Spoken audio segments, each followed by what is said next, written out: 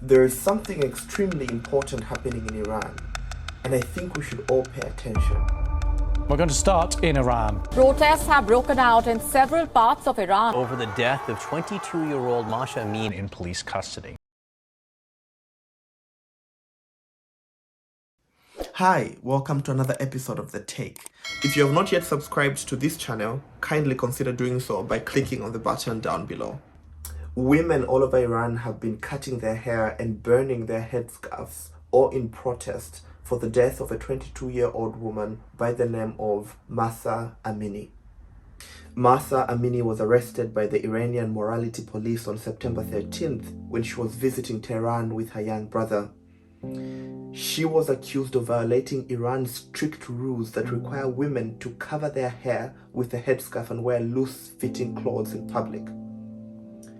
She was taken to a detention center for quote-unquote re-education, where she can be seen in this video collapsing.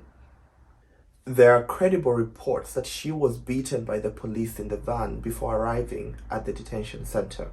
We also know that after collapsing, she was later taken to the hospital where the police allege that she died of a heart attack.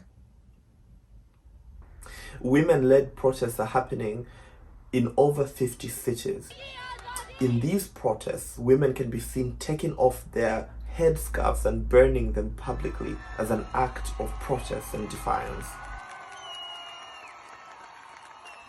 They can also be heard in these protests shouting slogans like woman, life, and freedom.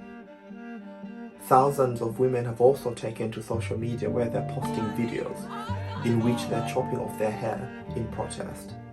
We also know that so far in Iran, the police have fired tear gas at protesters, and some accounts are alleging that the police have also fired live ammunition at protesters. Over 31 people have been reported dead since these protests began. We also know that the government in Iran has shut down most of the internet in the country to prevent these voices from coming out and for the world to see what is going on in Iran.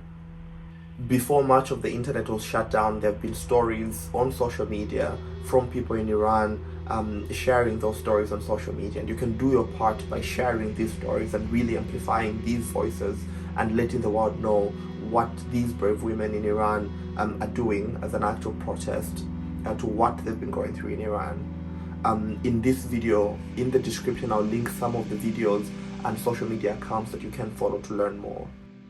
For centuries, women across the world have had to fight just to assert the right and autonomy over their own bodies.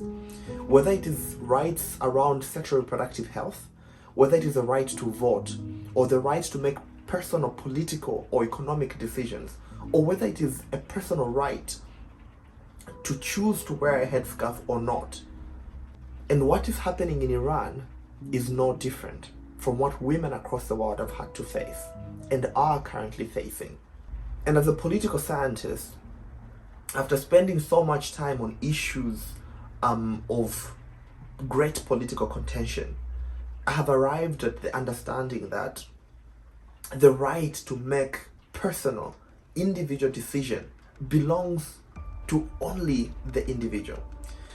And no government should impose and interfere with this sacred individual right. At the end of the day, morality is deeply personal to the individual.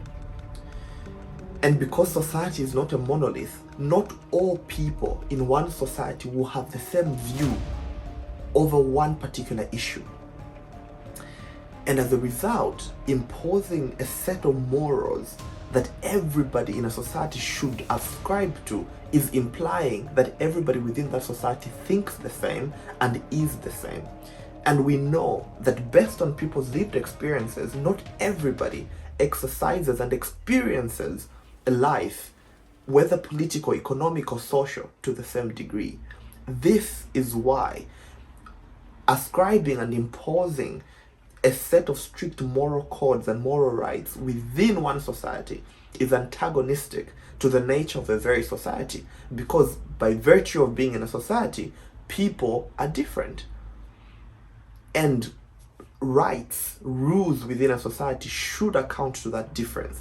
This is why individual rights are at the corner of how society should exist, because individual rights understand that each individual is unique and is different, and that not everybody in a society is a monolith. Society is not a monolith. There are differences. People are unique. People experience the world differently. The story in Iran is a strong reminder that in a society, in an ideal society, the role of the state is to be a neutral arbitrator when there are multiple competing conceptions of good, as this is always the case in a society. And the role of the state is not to impose strict moral codes and understanding on each and every member of society as if people are the same, simply because we are not a monolith as a people in a society. So the role of the state is to be a neutral arbitrator, to ensure that there's no imposition and violations of people's individual rights, and never to trump individual rights in that very society. Until next time, this was The Take.